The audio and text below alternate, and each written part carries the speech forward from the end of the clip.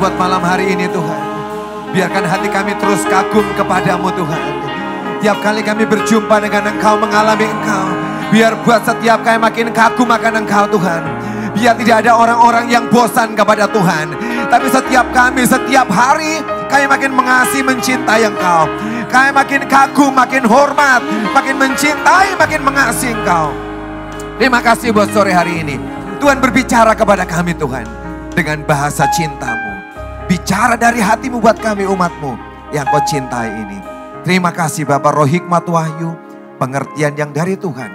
Untuk kenal Tuhan dengan lebih dalam diberikan buat semua kami hari ini. Dan di dalam nama Tuhan Yesus kami berdoa. Semua yang percaya sama-sama katakan amin, amin. Silakan duduk saudara. Shalom semuanya, terima kasih buat Bu Selvi yang udah ngundang bisa hadir hari ini. Di tempat ini, tadi Pak Jo ngomong ini hari pertama dibuka lagi ya setelah sekian waktu off. Semarang udah 2 minggu ini kita mulai ya. Kita waktu dengar kabar langsung kita telepon Semarang, kita buka aja lah. Ya tapi puji Tuhan kita bisa kembali beribadah. Ini saat yang sangat luar biasa saudara. Amin. Hari ini kita sama-sama buka firman Tuhan. Di dalam Mazmur pasal yang pertama. Mazmur pasal yang pertama ayat 1 sampai dengan ayat yang ketiga. Mazmur pasal yang pertama ayat 1 sampai dengan ayat ketiga. Demikian firman Tuhan. Berbahagialah orang yang tidak berjalan menurut nasihat orang fasik. Yang tidak berdiri di jalan orang berdosa. Dan yang tidak duduk dalam kumpulan pencemooh. Tetapi yang kesukaannya ialah Taurat Tuhan. Dan yang merenungkan Taurat itu siang dan malam. Ia seperti pohon yang ditanam di tepi aliran air. Yang menghasilkan buahnya pada musimnya. Dan yang tidak layu daunnya. Apa saja yang diperbuatnya berhasil. Kalau kita membaca Mazmur ini, kita semua sampai pada sebuah konklusi kesimpulan di ayat yang ketiga. Kita pengen seperti pohon yang ditanam di tepi aliran air, yang menghasilkan buah pada musimnya, dan yang tidak layu daunnya. Apa saja yang diperbuatnya berhasil. Saya percaya tidak seorang pun yang gak pengen berhasil hidupnya saudara. Semua kita suka dengan ayat yang ketiga. Apapun yang diperbuatnya. Sepertinya ayat ini keterlaluan, terlalu lebay sepertinya saudara. Sebab dikatakan apa saja diperbuatnya berhasil. Bukankah kita selalu ada masanya berhasil, tapi juga ada waktunya kita gagal saudara. Tapi apa yang Tuhan katakan ini ya dan amin. Inilah planning yang sempurna. Inilah destiny yang sempurna yang Tuhan mau berikan dalam hidup setiap kita. Amin. Bahwa apa saja yang kita perbuat akan berhasil. Di ayat ini Daud sedang bicara tentang dua hal. Sebuah kesegaran, kekuatan, dan buah yang dihasilkan oleh yang rohani. Tapi juga yang jasmani, saudara. Dikatakan menghasilkan buah pada musimnya. Orang-orang bisa lihat, oh orang ini berbuah hidupnya. Ada sesuatu yang luar biasa yang dihasilkan. Ini orang berbuah. Sesuatu yang bisa dilihat orang. Tapi juga dikatakan pohon ini mengalami kesegaran. Bicara masalah yang di dalam kita, saudara. Seringkali yang di luar mungkin bisa nipu kita. Ada orang, oh kita lihat, oh ini orang hebat ya, luar biasa. Tapi belum tentu di dalam orang itu juga hebat, saudara. Di luarnya, wah dia kerja banyak buat Tuhan. Mungkin orang itu bisa ngalami. Di dalamnya sedang sangat kering. Bisa terjadi, saudara. Tapi kalau yang Tuhan katakan, sesuatu yang lengkap. Yang di luar berbuah. Tapi yang di dalam kita, roh kita, mengalami sebuah kesegaran. Kenapa, saudara? Bisa berbuah lebat dan tetap segar. Dikatakan ditanam di tepi aliran air. Itulah kuncinya. Ditanam di tepi aliran air. Air ini bicara tentang Tuhan sendiri. Tapi juga air bicara tentang the living word. Tentang firman kehidupan. Kalau hidup kita ditanam begitu dekat dengan Tuhan. Begitu dekat dengan firman-Nya. Disitulah hidup kita akan terus menghasilkan buah-buah yang luar biasa. Dan hidup kita juga mengalami kesegaran. Dan kita suka yang seperti ini, saudara. Satu kali ada orang ketemu dengan saya. Dan dia berkata, Pak Victor, kamu itu enak ya. Kamu enak hari ini. Kamu punya gedung gereja.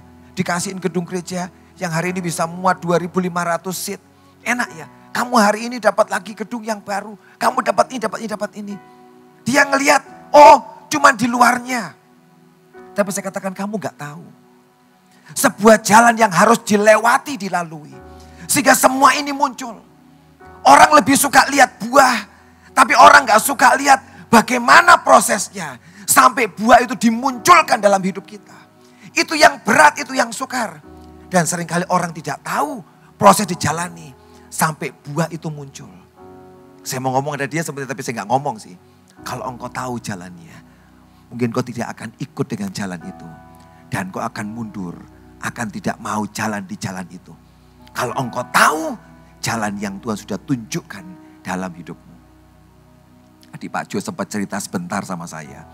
Dia disuruh Tuhan ke Turki. Ya, saya tidak kemana-mana, saudara. Sudah 1,5 tahun saya di Indonesia saja, tidak kemana-mana. Luar pulau juga enggak. Gak bisa, saudara saya.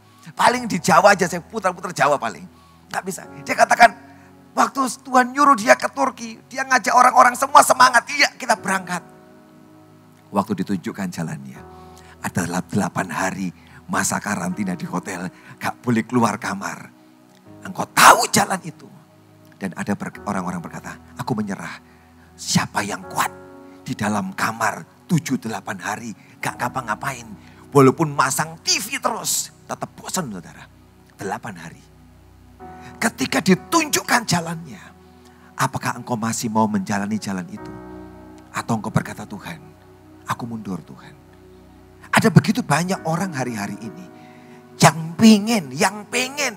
Tunjukkan, show me your way. Tunjukkan jalan-jalanmu. Tidak semudah itu, saudara. Waktu kau melihat jalan yang dia tunjukkan. Itu jalan yang menakutkan.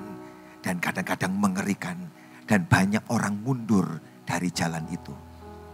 Lebih baik seperti yang Pak Yusak pernah ajarkan. Tidak usah tahu. Engkau gelinding wae.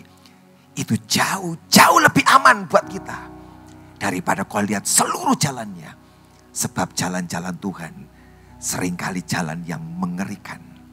Jalan yang menakutkan. Hari ini kita mau belajar Tuhan. Aku mau gelinding wae dengan engkau Tuhan. Gak lihat.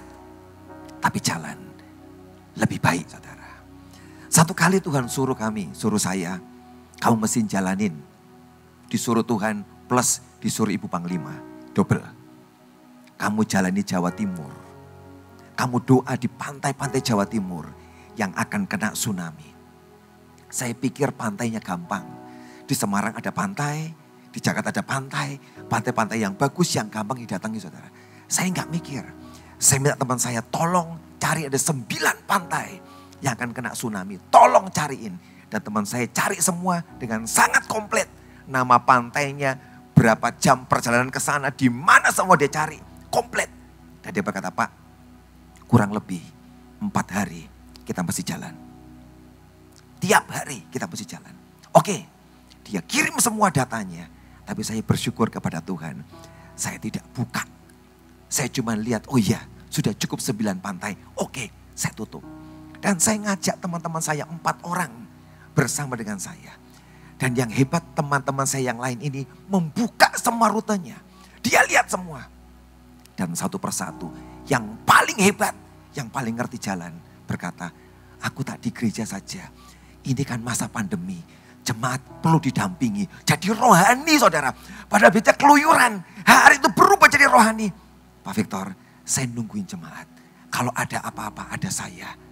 Gugur satu.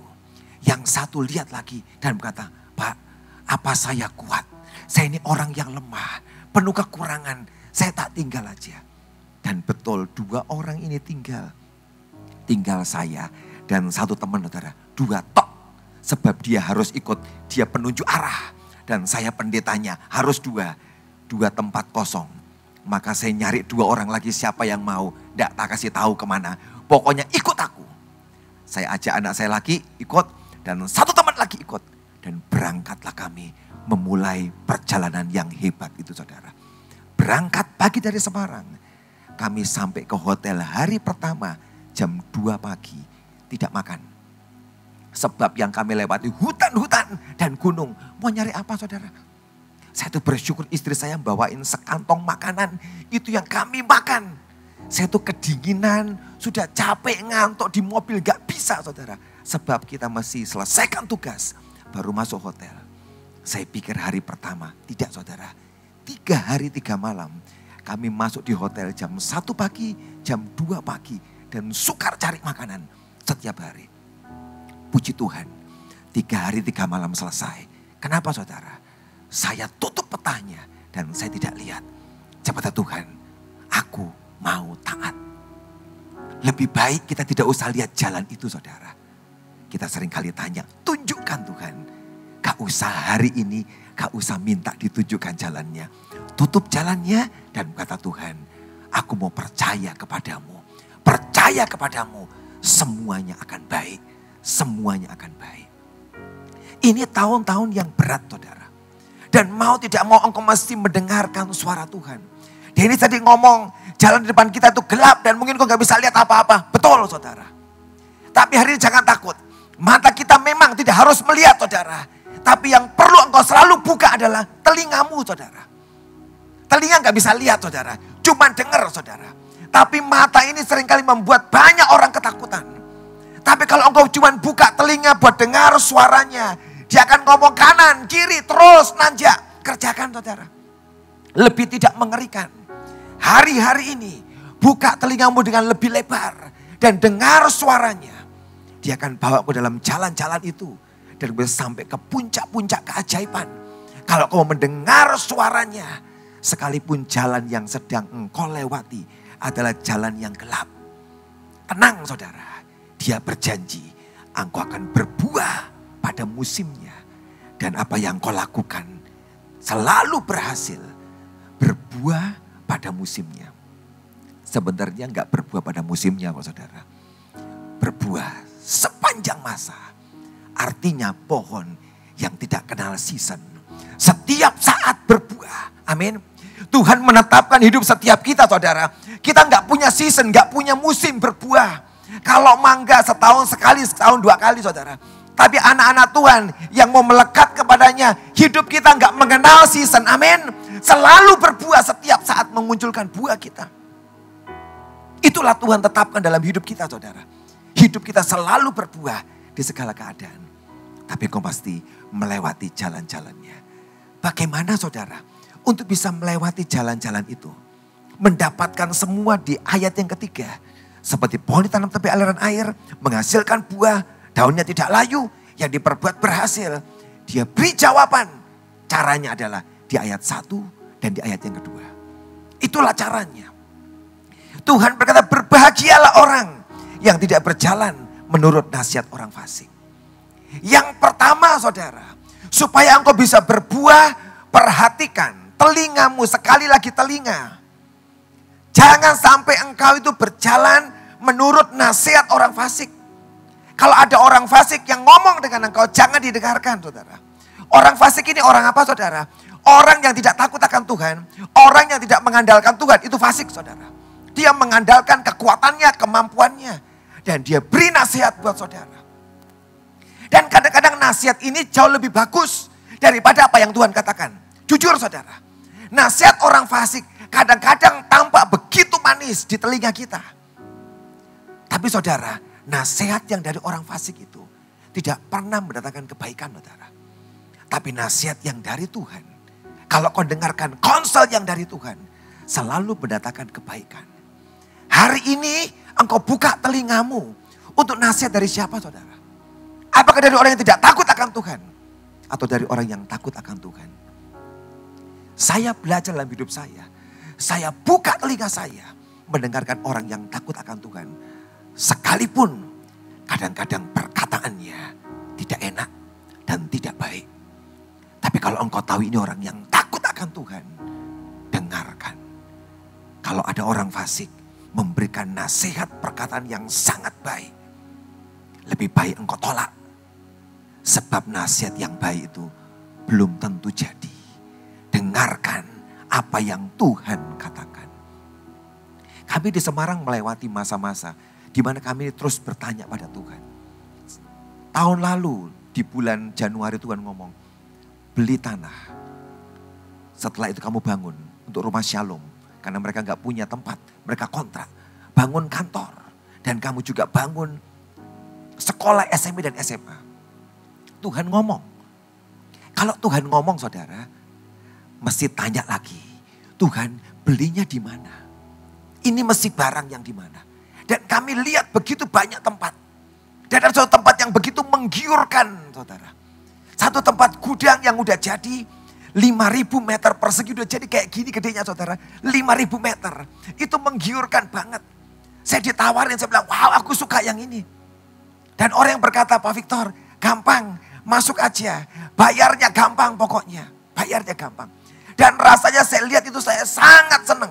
Dan kami sudah deal sebenarnya hari itu.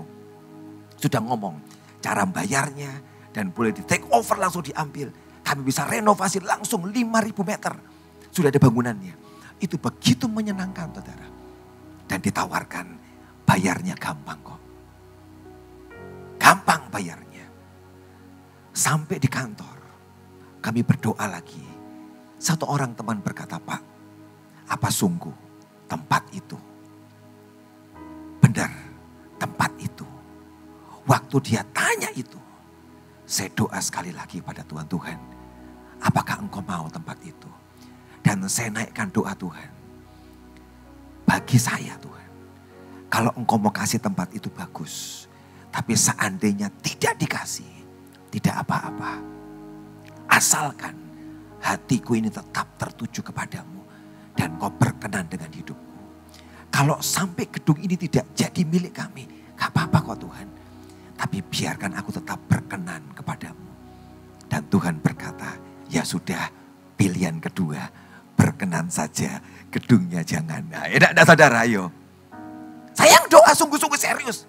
Jangan sampai ini tidak berkenan. Dan jawabannya bagus. Ya sudah, yang berkenan saja, tidak usah. Saya ngomong sama orangnya, maaf. Tidak jadi, orang yang menyesal banget. Lupa, kan gampang bayarnya. Kan gampang bayarnya. Tapi Tuhan katakan, bukan daripadaku. Orang pada ngomong dari Tuhan. Lu betul saudara. Saya bilang, enak kamu ngomong dari Tuhan. Siapa yang bayar? Dan terjadilah di bulan Maret, pandemi saudara. Itu utang bisa nyangkut utangnya 35M. Sebab hari itu pandemi tiba-tiba. Dan uang dari mana? Jemaat libur, tidak ada kebaktian. Uang dari mana? Ketika itu dibatalkan dan ada pandemi. Saya berkata, Tuhan, terima kasih. Keputusan-Mu yang paling hebat dan paling bijaksana. Nyaris aku masuk dalam jebakan. Nyaris aku masuk dalam jebakan. Untung aku lolos. Dan Tuhan ngomong, cari tanah yang lebih murah, tanah aja. Itulah kami beli tanah yang 2.500. Yang lebih murah, saudara. Dan Tuhan katakan bangun. Bulan Maret kami bangun. Sampai bulan ini selesai. 3 bangunan, kantor, sekolah, dan rumah Shalom selesai. Pada masa pandemi. Tuhan ngomong, aku yang nyuruh, aku yang tanggung jawab.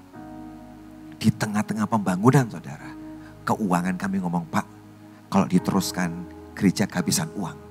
Dalam sekian bulan, uang terkuras habis suatu bangunan. Dan kita gak bisa bayar semua biaya gereja dan semua full timer. Gimana, Pak? Tapi sekali lagi Tuhan ngomong, jangan takut. Dan kamu tidak usah ikut-ikut urusanku. Saya bilang, bagus perkataanmu Tuhan. Tidak usah ikut-ikut urusanku. Saya ngomong pada bagian keuangan dan semua pastoral. Kamu tidak usah ikut-ikut Tuhan. Tadi malam ngomong dengan jelas. Ini urusan Tuhan. Dan betul saudara. Hari ini gedung itu selesai dengan ajaib dengan luar biasa. Dan uang kami tidak berkurang. Tetap limpah uangnya. Dan tidak berkurang saudara. Kalau kamu dengar dia bicara saudara. Dia akan tuntun engkau. Dan melepaskan engkau dari jebakan. Hari ini nasihat siapa yang sedang kita dengar. Singkirkan semua nasihat orang fasik. Sekalipun bagus kedengarannya. Yang kedua. Tidak berdiri di jalan orang berdosa. Gak berdiri jalan orang berdosa. Saudara, dosa-dosa yang di sini bukan dosa-dosa yang gede, saudara. Kalau dosa yang besar, perzinahan, pembunuhan, pencurian, ngerampok itu gede kentara banget. Tapi di sini ada dosa-dosa yang begitu halus, yang sedang ditawarkan. Tapi dosa-dosa yang halus, yang kecil ini saudara.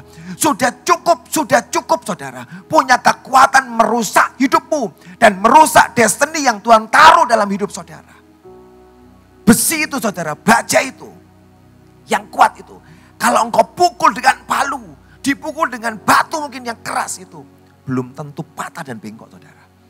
Tapi bagaimana besi yang kuat itu saudara. Setebal apapun. Untuk bisa menghancurkan besi dengan gampang. Gak usah dengan palu yang keras saudara. Cukup dengan karat yang halus. Rendam di air garam besi itu. Dia akan keropos. Dan akan hancur saudara. Tidak perlu dilawankan besi yang keras itu. Dengan barang yang keras juga. Untuk menghancurkan, membengkokkannya. Palu mungkin bisa membuat bengkok besi itu. Tapi gak pernah punya kekuatan menghancurkan besi itu. Tapi karat yang halus itu. Yang sedikit saja kena di besi itu. Dia pelan-pelan menggerogoti. Dan tiba-tiba besi-besi yang kuat itu hancur dan roboh saudara. Tuhan berkata, jangan berdiri di jalan orang berdosa. Yang pelan-pelan tiba-tiba tidak kau sadari. Sedang menggerogoti yang di dalam kita. Dan tiba-tiba ada begitu banyak orang-orang yang tumbang. Orang-orang yang hancur.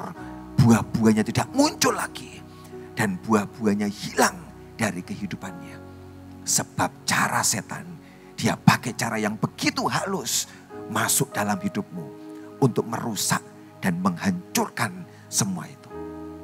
Dan yang ketiga. Yang tidak duduk dalam kumpulan pencemooh. Kita ini sangat gampang. Semua kita termasuk saya loh saudara. Kita ini sangat gampang untuk ikut mencemooh orang lain. Kenapa saudara? Sebab engkau merasa engkau lebih baik dari orang lain. Betul?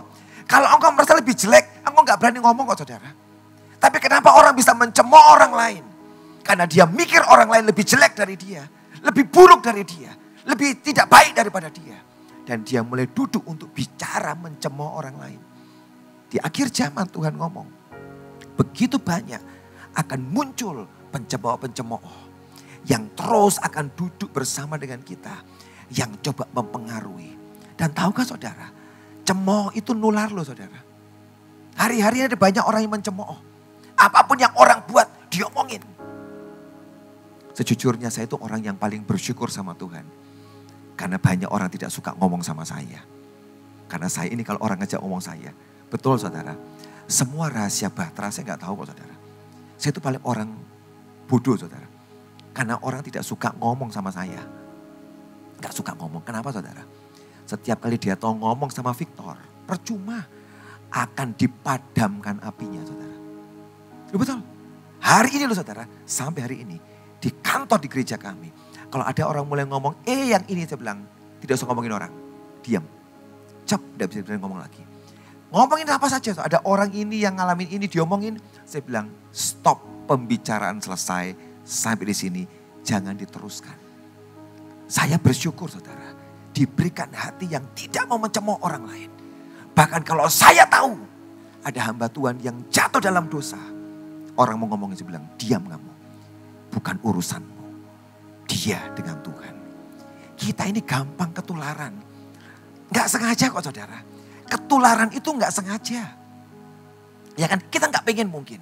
Tapi kok sedang duduk dengan orang yang suka mencemooh. Dan tiba-tiba dia ngomong, yang itu sedang ini ya. Iya betul kok. Yang ini sedang itu. Iya betul. Dan Tuhan membenci orang seperti ini. Kenapa kok gak berbuah saudara hidupmu saudara? Periksa hidupmu hari ini. Siapa tahu engkau mungkin bukan pencemooh. Tapi engkau duduk dengan pencemooh. Dan tiba-tiba engkau juga mengeluarkan kata-kata yang sama. Kata-kata yang sama. Dan engkau dihitung Tuhan, engkau pencemooh. Dan engkau tidak mungkin bisa menghasilkan buah. Dan engkau tidak mungkin bisa menghasilkan buah. Ini yang Tuhan katakan. Jangan sampai ini yang menghentikan buah kita. Mau muncul saudara. Engkau salah dengar nasihat dari orang fasik. Mau muncul buahnya. Engkau kumpul dengan para orang berdosa.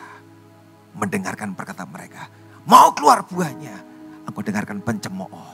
Dan engkau seperti ini. Semua buah-buah itu tiba-tiba jatuh, gagal, dan rontok saudara. Tapi apa yang Tuhan katakan? Tetapi yang kesukaannya ialah Taurat Tuhan. Dan yang merenungkan Taurat itu siang dan malam. Pertanyaannya apakah firman ini masih jadi kesukaan hidup saudara hari ini? Kalau engkau diajar begitu banyak perkara yang dalam saudara. Apakah sampai hari ini hatimu ini masih menginginkan firman? Atau engkau sudah muak dan bosan dengan firman? Berkata sudah banyak kok yang ngomong, sudah tahu.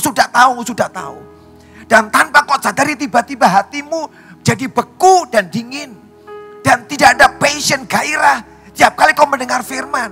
Oh cuman perkataan biasa, aku tahu. Apakah masih kesukaan makan firman saudara? Kalau kau baca firman.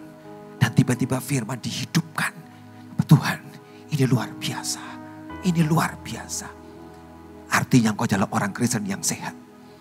Selama kau masih suka dengan makanan ini saudara. Firman ini. Engkau orang yang sehat. Kalau engkau pernah mengalami sakit COVID mungkin. Tanya orang yang pernah kena COVID. Tidak pengen makan saudara. Sama sekali. Gak ada rasanya. Tidak ada nafsu makan lagi. Kenapa? Sebab dia sakit. Engkau periksa hidupmu hari ini masing-masing. Saya periksa hidup saya. Kalau saya mulai malas dengan firman. Mulai muak dengan firman. Sebab orang sakit lihat makanan muak saudara. Kalau itu kondisi hatimu. Periksa hidupmu. Mungkin kau sedang sakit. Tapi kalau engkau lihat firman, mendengar firman. Muncul gairah yang kuat dalam hatimu. Aku suka ini, suka ini. Engkau itu orang yang sehat saudara. Engkau orang yang sehat. Hari ini saya makan firman. Dari banyak hamba-hamba Tuhan saudara. Yang di Bahtera, di luar Bahtera. Saya dengerin perkataannya. Yang dalam negeri, luar negeri, tak dengerin saudara. Saya sudah tidak lihat ini hamba Tuhan model apa. Saya dengarkan firman-Nya. Saya baca ringkasan-ringkasan khotbah hamba-hamba Tuhan. Tak bacain. Dan tiap kali saya baca Tuhan. Ini hebat engkau Tuhan. Punya revelation. Dan kau berikan revelation yang sama buat aku. Pewahyuan yang sama. Ada sebuah kehausan yang sangat besar. Waktu kita mendengarkan firman. Waktu kita mendengarkan firman. Muncul keinginan yang kuat. Suka dengan firman. Bukan suka saudara-saudara. Delight. itu bukan sekedar suka.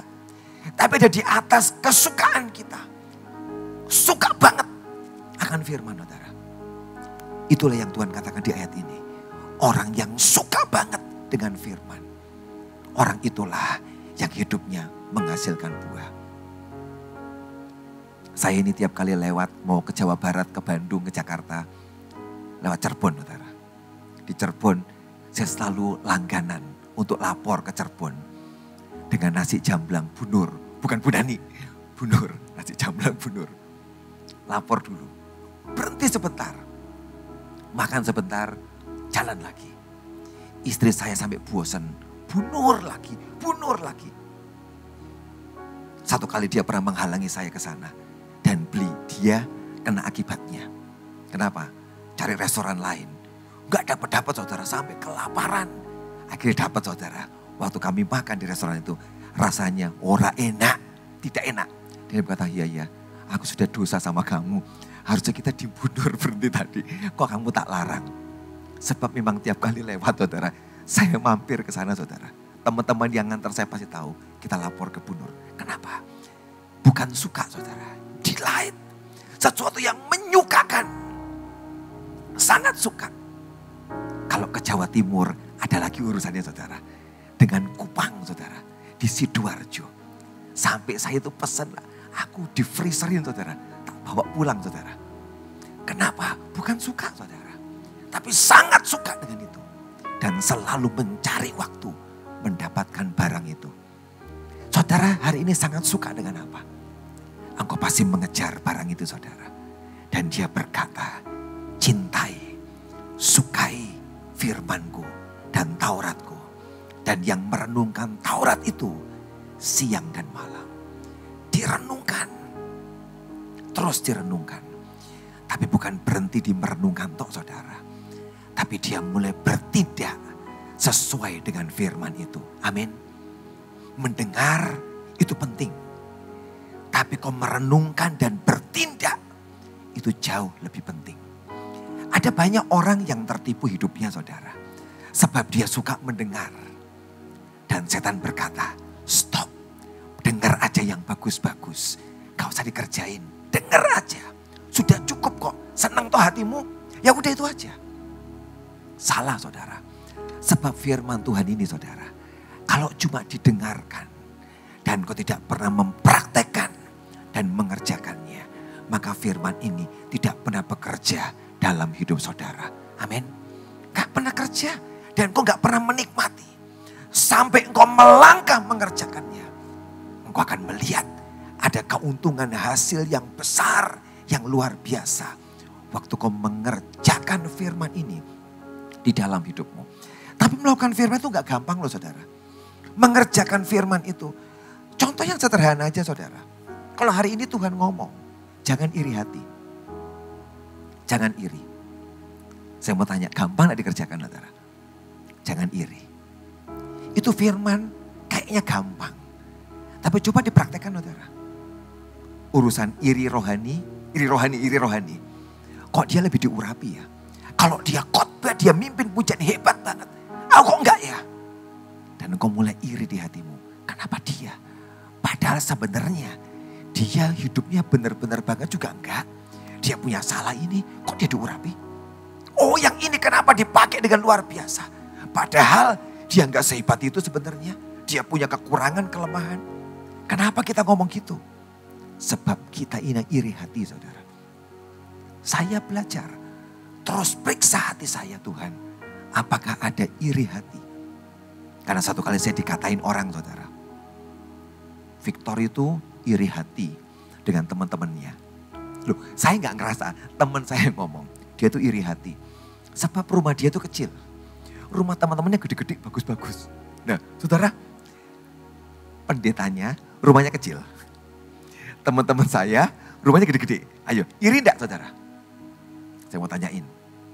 Padahal wah saya kan pendetanya. Dia kalau lebih gede rumahnya lebih hebat dari saya. Saya cek hati saya Tuhan.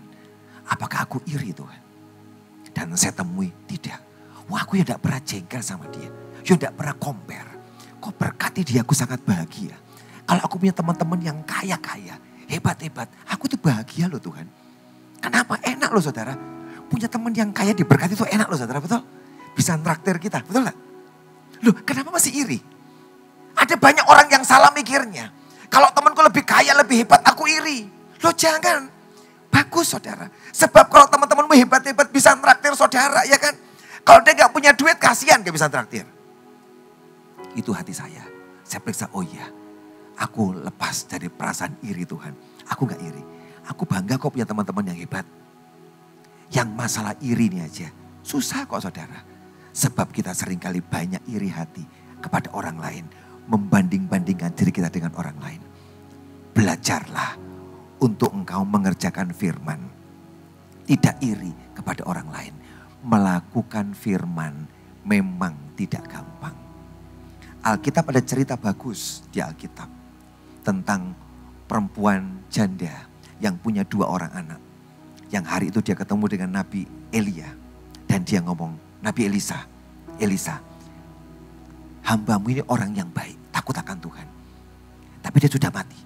Kemudian kami ini punya 2 anak dan ini mau diambil anakku. Sebab kami punya utang yang sangat banyak, kami gak bisa bayar.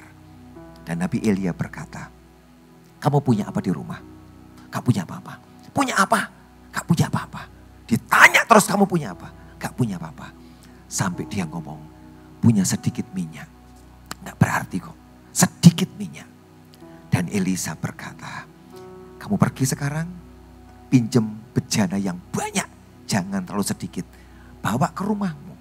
Dan tuangkan minyak yang sedikit itu di bejana-bejana itu sampai semuanya penuh. Penuh jual. Bayar utangmu. Saudara mengerjakan firman ini, saya mau tanya. Kalau saudara jadi janda itu dikerjain enggak? Saya tanyain. Kita ngomong kenyataan aja saudara. Kita gak usah ngomong rohani. Kalau saudara disuruh 1 orang hari ini. Engkau punya utang. Di rumah punya minyak dikit. Berani gak mengerjakannya saudara? Sejujurnya belum tentu berani. Gila. Ini minyak sedikit. Justru punya bejana-bejana sangat banyak. Mengerjakan firman. Itu susah loh saudara. Tapi perlu iman kepercayaan. Untuk bisa mengerjakan Taurat Tuhan ini. Dan melakukan itu saudara. Akan menghasilkan buah. Kalau engkau berani bertindak. Sekalipun ini tidak masuk akal. Tapi saya menghargai janda itu saudara. Sebab hari-hari ini. Sudah sangat sedikit orang. Yang berani mengerjakan. Seperti apa yang janda ini kerjakan. Dia nekat. Dia pinjam bejana sangat banyak. Dan dia tutup pintunya. Dan dia tuangkan minyak itu. Dan minyak itu memenuhi semua bejana-bejana itu. Dan hari itu dia tidak lagi diambil anaknya jadi budak. Utangnya lunas. Dan dia punya kelimpahan dari sisa penjualan minyak itu. Melangkah dalam firman. Itu akan membuat hidupmu berbuah. Dan mengalami semua keajaiban. Beranikah engkau hari ini melangkah? Sekalipun yang akan kau kerjakan terkadang sangat sulit, sangat sukar dan tidak masuk akal. Tapi Tuhan itu yang menghargai. Setiap orang mentaati firman, Dia Tuhan yang menghargai. Sekalipun yang kamu kerjakan bodoh kelihatannya, kerjain aja saudara. Engkau akan melihat hasilnya. Setiap perbuatan iman kita akan dihargai oleh Tuhan. Dan kau lihat hasilnya, hasil yang luar biasa. Satu orang jemaat kami, saya kemarin mendoakan dia. Dia ini pengusaha restoran. Dan dia ini restoran yang untuk bus-bus datang. Jadi kalau ada bus yang lewat di Jawa, di Trans Jawa akan mampir ke restorannya dia untuk makan melanjutkan perjalanan. Bus yang dari Jawa Timur ke Jawa Barat, dari Jawa Timur ke Sumatera lewat tempat dia mampir dan orang-orangnya makan. PPKM, sekian bulan lalu libur semuanya. Transportasi libur, restorannya harus tutup saudara. Gak ada pemasukan. Dia bilang, Pak gimana ya? Ini kayak gini kondisinya. Ini sangat sukar. Sebab semuanya tutup. Bagaimana karyawanku? Tapi di tengah-tengah mau ditutup semuanya saudara. Tuhan ngomong sama dia. Dia ini orang yang gak peka-peka banget. Dia ngomong, saya gak peka loh. Saudara, dalam hari-hari ini kau perlu jadi orang yang peka loh saudara. Hukumnya adalah mau. Mau dengar suara Tuhan, mau tok. Itu kuncinya. Nanti dia akan bicara. Kalau engkau merasa nggak peka, saya ini juga golongan orang tidak peka, jujur saudara. Saya tidak tiap hari dengar suara Tuhan loh. Hanya sekali-kali kalau penting dia bicara pada saya. Tapi tidak tiap hari dia ngomong sama saya. Nah teman ini ngomong saya nggak peka. Tapi ngomong dengar Tuhan. Dengarkan arahan Tuhan. Dan betul. Satu kali dia ngomong, Pak aku ini mau beli sebuah ruko. Dan kayaknya ada dorongan di hati ya. Suruh jualan sepeda. Sama jual mainan anak-anak. Dan hari itu dia beli ruko itu. Dia beli sepeda. Dia jual sepeda. Beli mainan anak-anak. Dia jual di tokonya. Pandemi terjadi. Semua ditutup. Tapi yang hebat dia berkata, hari-hari ini Pak, orang-orang pada naik sepeda, suka sepeda. Dan toko sepedaku selalu kehabisan sepeda. Sebab orang borong semuanya. Dan anak-anak gak boleh sekolah, gak boleh keluar. Di rumah anak-anak perlu mainan. Dan toko mainanku diborong orang. Selalu habis. Dan dia berkata, saya mau bersaksi Pak. Pandemi atau tidak, penghasilanku sama. Restoran tutup. Tapi dia buka pintu yang lain. Sampai aku tidak mengalami krisis sama sekali. Tetap sama penghasilanku. Aku bisa gaji semua karyawan dengan luar biasa. Ini orang tidak peka saudara. Cuma satu modalnya. Tuhan, aku mau mendengar suaramu. Hari ini untuk yang tidak peka, tidak ada alasan. Aku ngomong kepada Tuhan, Tuhan, aku mau. Nanti akan ditunjukkan jalannya saudara. Kerjakan kalau ditunjukkan. Dan kau lihat ada buah yang kau hasilkan di dalam kehidupanmu. Saya baca cerita bagus seorang pendaki gunung Mount Everest. Itu orang buta saudara.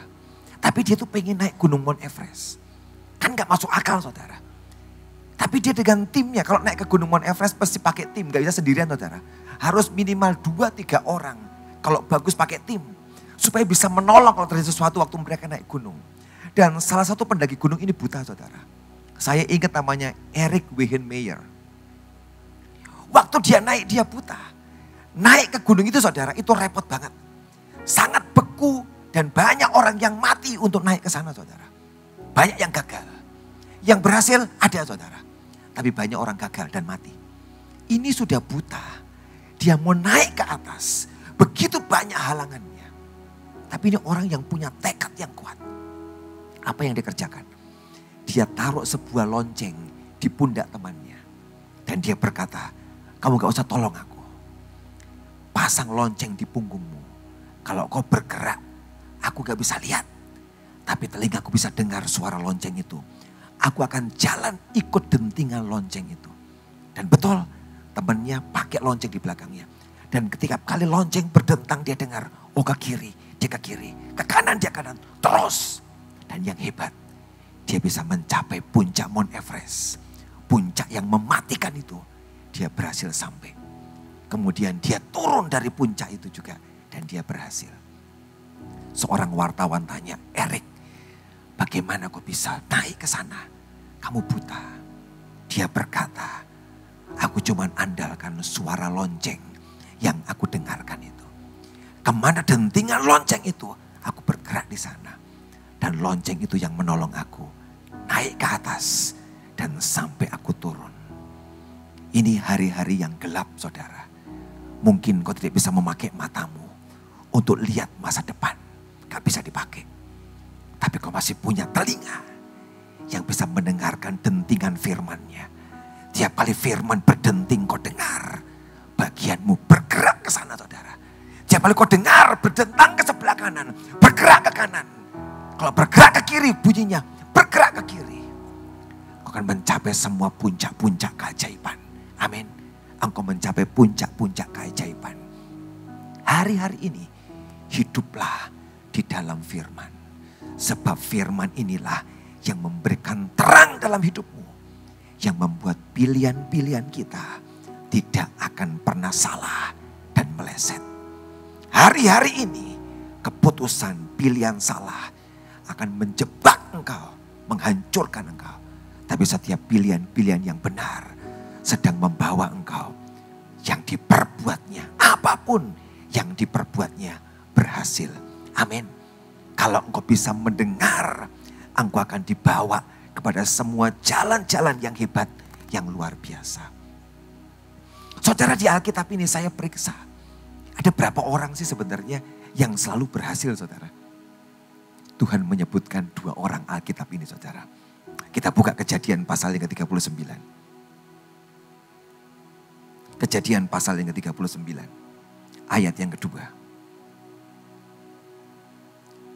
Tetapi Tuhan menyertai Yusuf, sehingga ia menjadi seorang yang selalu berhasil dalam pekerjaannya. Maka tinggallah ia di rumah tuannya, orang Mesir itu. Orang yang berbuah selalu, saudara. Ini orang mau ditaruh dalam segala kondisi, dia tetap berbuah. Hidup ini, saudara, kalau engkau bisa melekat dengan Tuhan, mau ditaruh di mana saja, mau ditaruh di padang gurun yang paling kering, yang paling gersang, engkau tetap berbuah. Ditaruh di tempat yang paling banyak airnya, yang mungkin bisa membusukkan pohon itu, tetap engkau bisa berbuah. Ditaruh tempat yang seperti apa modelnya, yang paling kering, tetap engkau berbuah. Sebab sumbermu adalah bukan sekitarmu. Amin. Sebab sumber kita bukan sekitar kita, tapi sumber kita, sahabat saudara, Tuhan sumber kita. Itu yang membuat orang ini selalu berhasil. Sebab dia tahu kemana sumbernya. Seperti pohon ditanam di tepi aliran air. Entah musim kemarau, musim kering, musim apapun juga. Kondisi sekitar tidak mempengaruhi pohon itu. Sebab hari itu dia mendekat kepada air itu. Itulah supply yang paling hebat dalam hidup pohon itu. Kita sama. Kalau engkau ditanam di dalam Tuhan, saudara, engkau menjadi budak di rumah Potifar. Dia mengubah rumah perbudakan itu jadi rumah yang tertib, yang teratur. Bahkan membuat Potifar sangat diberkati dengan kehadiran Yusuf. Dia kelola ladang-ladangnya, ternaknya Potifar, dan bertambah berlipat kali ganda. Di rumah perbudakan, budak satu ini berbuat dengan hebat. Dipindah ke penjara, saudara. Di penjara, tempat yang paling mengerikan, menakutkan, dia ubah penjara jadi apartemen yang hebat. Sebab semua orang penjara tertib, teratur. Bahkan pengurus penjara menyerahkan seluruh narapidana ke dalam tangan Yusuf. Sebab dia tahu kalau yang mengerjakan Yusuf semua teratur, semua hebat. Mau ditaruh di mana, saudara?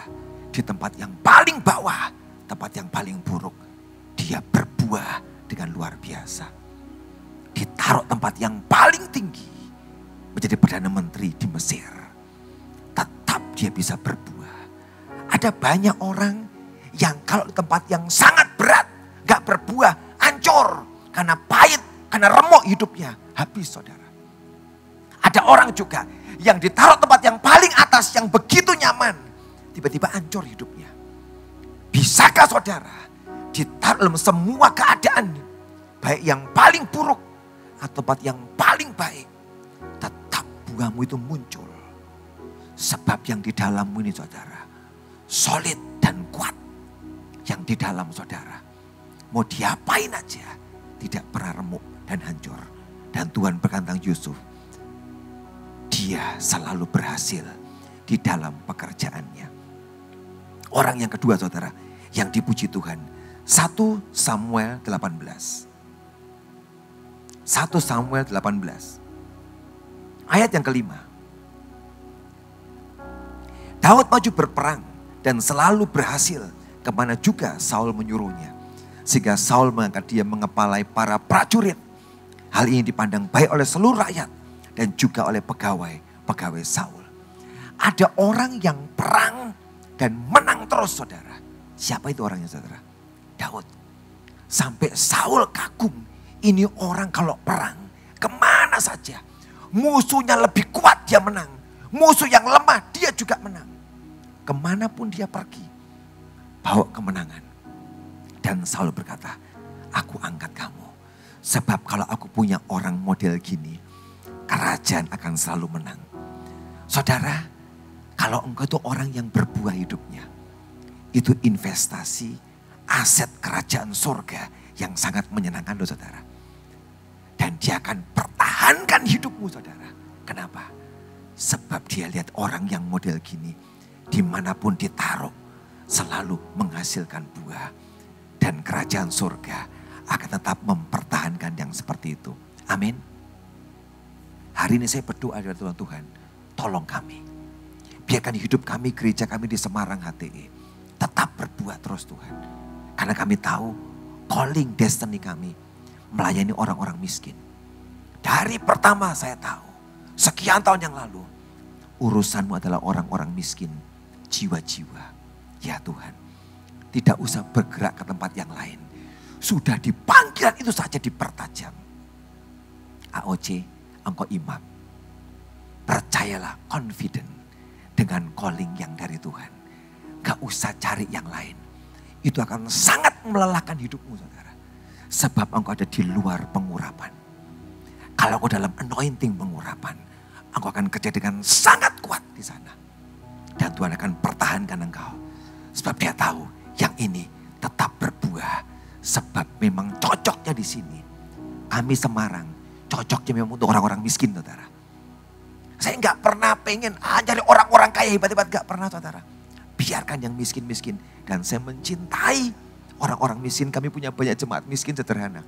Kami mencintai. Sebab kami kerjakan calling kami. Tugas kami, destiny kami. Tuhan juga berkata, yang ini harus dipertahankan. Yang ini harus dipertahankan. Yang ini gak boleh drop ke bawah. Harus tetap kuat dan stabil. Sebab dia menolong banyak orang-orang miskin. Tetap dijagain. Kalau AOC menjadi imam pendamaian kerjaan saudara. Kemana-mana. Dia lihat ini orang yang terus menghalau bencana. Mendamaikan Tuhan dan manusia. Dia terus membuat pendamaian di mana-mana. Menghentikan menahan bencana. Membuat semua yang buruk, yang jelek, yang negatif disingkirkan. Kerjakan itu. Dia akan pertahankan saudara. Amin. Dan dia tidak pernah rela yang satu ini hancur dan yang satu ini hilang. Dia akan buat engkau berbuah dengan sangat hebat. Sangat luar biasa. Confidentlah dengan setiap calling kita. Tidak usah pengen apa yang orang lain miliki. Saya bangga kok saudara. Melayani orang-orang miskin. Saya bangga. Dan saya tahu. Sebab orang-orang miskinlah. Saya sampai hari ini masih tetap berdiri. Sebab orang-orang miskin. Saya punya jemaat. Saya senang melayani orang-orang miskin. Saudara, saya kadang-kadang masih ngobrol sama jemaat yang miskin. Saya senang banget saudara. Sebab perkataan mereka lucu-lucu dan aneh-aneh kadang-kadang. Satu ibu saya nggak tahu namanya. Kadang-kadang saya panggil dia Marsyanda saudara. Ya kan? Supaya keren namanya. Pak Victor, Marsyanda datang mencarimu. Siap. Maka saya keluar menemui dia. Satu kali dia datang, si Marsyanda ini. Dengan selembar kertas. Dengan nomor HP. Dan satu angka tertulis itu. 450 juta. Dan dia berkata dengan polosnya, Pak Victor, selama ini kan kamu repot. Tiap bulan ngasih aku uang kos. Hari ini ada kabar baik Pak Victor. Ada rumah dijual 450 juta. Kamu beli rumah itu dan kasih ke aku. Urusanmu beres Pak Victor. Gak usah ngasih aku kos tiap bulan. Gak repot toh Pak. Ya, betul kamu saya ngomong. Ya aku tidak rotok gak bener aku. Betul kamu. Loh saudara kok ketawa kenapa? Betul. Semua teman-teman sekantor lihat, Pak Victor. Kamu datang Marsyanda menemui kamu lagi. Terus saya tanya gini, terus nanti listrik yang bayar siapa tiap bulan? Terus yang bayar air siapa? Ya Pak Victor lah. Tapi kan sudah gak repot. Ya aku repot. Enggak lah Pak. Beli rumah ini, Bapak gak akan repot. Rumahnya bagus banget. Saya bilang betul, kamu gak repot, aku yang repot. Saudara bayangkan, itu yang mengelilingi saya saudara. Circle satu saya, lingkaran satu. Yang sering berkunjung menemui saya. Tapi saya senang. Waktu Tuhan lihat tiap kali saya ditemuin orang-orang model gitu. Tuhan tahu. Yang ini yang membuat Pak Victor tahan berdiri. Setiap minggu akan datang penjual emping. Dok. Pak Victor beli emping. Harus dibeli, tidak boleh enggak. Ini Pak 2 bungkus. Harus dibeli. Iya harus. Jemaat tidak ada yang berani kayak sama saya saudara. Tapi yang satu ini berani banget. Pokoknya beli nih. Ambil uang saya. Setiap minggu. Nanti satu lagi model gini. Satu lagi. Itu banyak saudara model gitu. Tapi saya ini bahagia. Tuhan, aku tahu. Aku ada hari ini. Untuk yang seperti ini loh Tuhan, aku ada. Aku tidak harus duduk dengan orang-orang kaya. Yang hebat-hebat, tidak Tuhan. Aku harus duduk dengan yang seperti ini. Merasakan susahnya hidup. Dan merasakan penderitaan mereka. Biar aku yang mendampingi mereka. Karena itulah calling kami. Aku kerjakan firman-Mu. Karena Kau berkata, barang siapa yang menolong orang miskin, memenyutangi Tuhan. Dan saya kerjakan firman itu. Saya jujur bukan orang baik. Tapi saya cuman orang yang mau kerjakan firman saudara. Saya bukan orang baik. Ketemu orang baik, orang setia, susah. Bisakah dia temui hari ini? Orang yang berkata, Tuhan, aku gak cukup baik. Aku gak cukup setia. Tapi aku cuma mau mengerjakan firman. Dan dia akan bangga sekali. Kalau ketemu orang-orang yang mengerjakan apa yang dia ucapkan. Artinya engkau percaya kepada dia. Amin. Tutup Alkitab saudara. Kita berdiri sama-sama hari ini. Ada satu lagu yang bagus, Goodness of God. Lagu tentang kebaikan Tuhan yang kita terima dalam hidup kita. Dan biarkan mercy, kasih setianya mengikuti hidup kita saudara. I love you Lord, for your mercy never fails me. All my days I've been held in your hands. From the moment that I wake up until I lay my head, I will sing of the goodness of God. I love you, Lord. I love you, Lord. For your mercy never fails me. All my days I've been held in your hands. From the moment that I wake up until I lay my head, I will sing of the goodness of God. And all my life you have been faithful. And all my life you have been so good. With every breath that I am able, I will sing of the goodness of God. And all my life you have been faithful. All my life, and all my life you have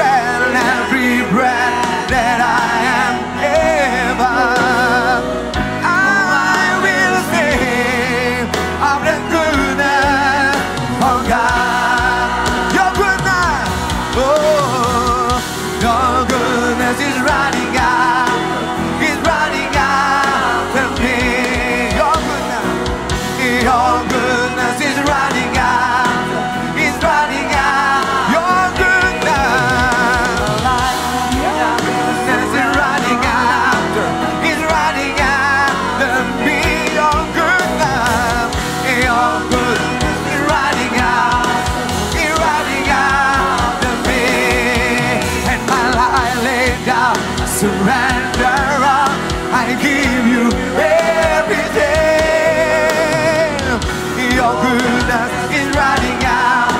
It's running out of me. Your goodness is running out. It's running out of me. Your goodness is running out. It's running out of me.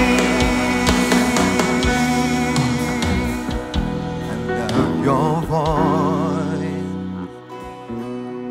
you have led me through the fire, in the darkest night.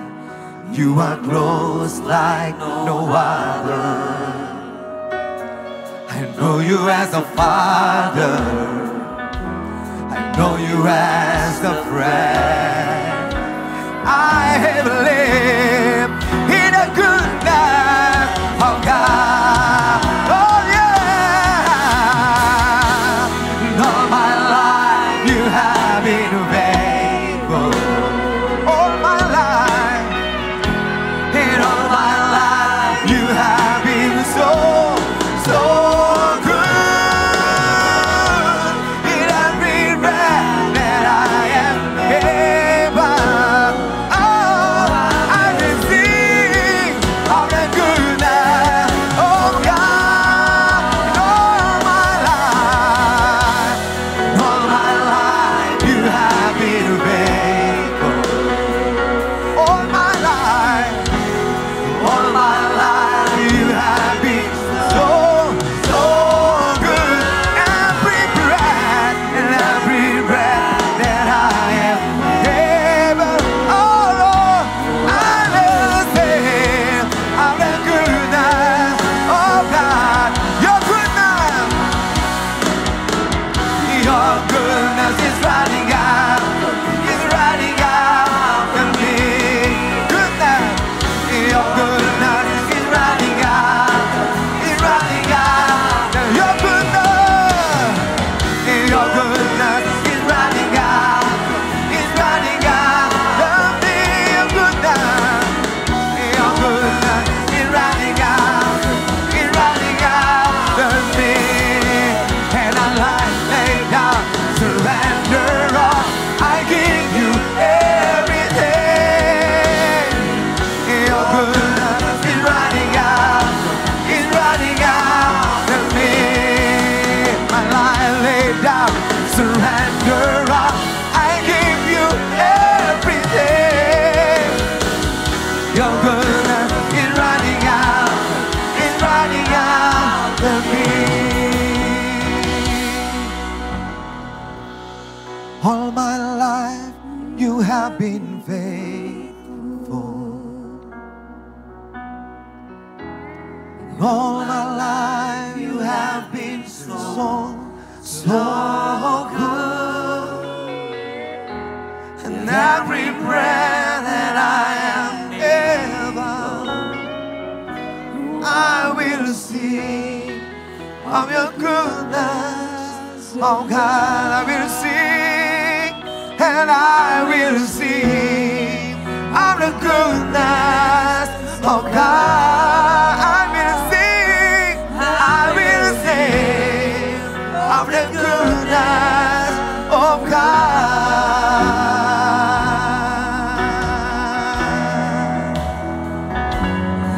Biar kebaikan Tuhan selalu kau nyanyikan dalam hidup. Cintai suaranya. I love your voice. Sebab suara yang memimpin engkau through the fire, bahkan melewati api-api yang menakutkan. Suara Tuhan firman yang memimpin saudara. In the darkest night, di malam yang paling gelap, engkau sangat dekat kepada kami.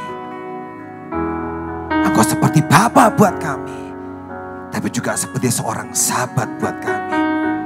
Dan aku akan terus menyanyikan kebaikan-Mu. Hari ini Kau yang tolong semua kami Tuhan.